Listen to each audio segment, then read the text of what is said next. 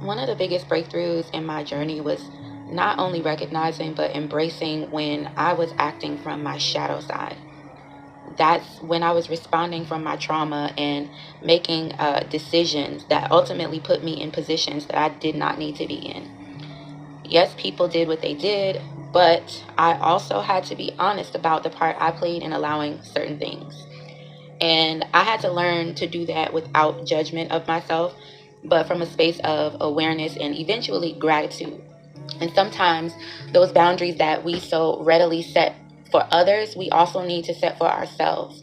I'm thankful for the lessons, but truth be told, a lot of that shit would not have gone down if I had listened to my intuition.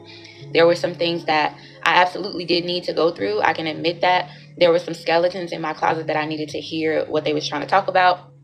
There were behaviors from others that were beyond my control, so I can't account for that. But some of the other stuff was definitely me just fucking around and finding out. So maturity is me being able to own that, to use that as fuel and not fear, to use it to prosper and not punish myself, allow it to make me wiser and not worse. Self accountability doesn't mean self blame, it means reclaiming my power. So when I started to separate the events that happened to me from the decisions that I made in response to them, I started to understand the difference between pain and patterns. And victim mentality, it often keeps us circling around the pain of who hurt us and how it felt, what it cost us, and all of that. But self accountability shines light on our patterns, which is why we stayed, why we kept quiet, why we repeated the cycles, and what we're trying to protect ourselves from. Now, that shift was not easy. I gotta let you know, accountability required me to sit in some very hard truths, not to shame myself, but to truly see myself.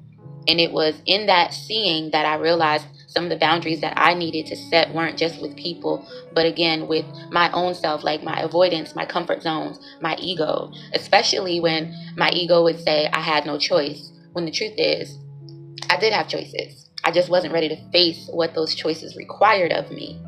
And here's the twist. Once I began holding myself accountable, I became less tolerant of mistreatment, not more, because I could no longer pretend I didn't know better. I could no longer outsource my healing or blame others for what I was now choosing to allow.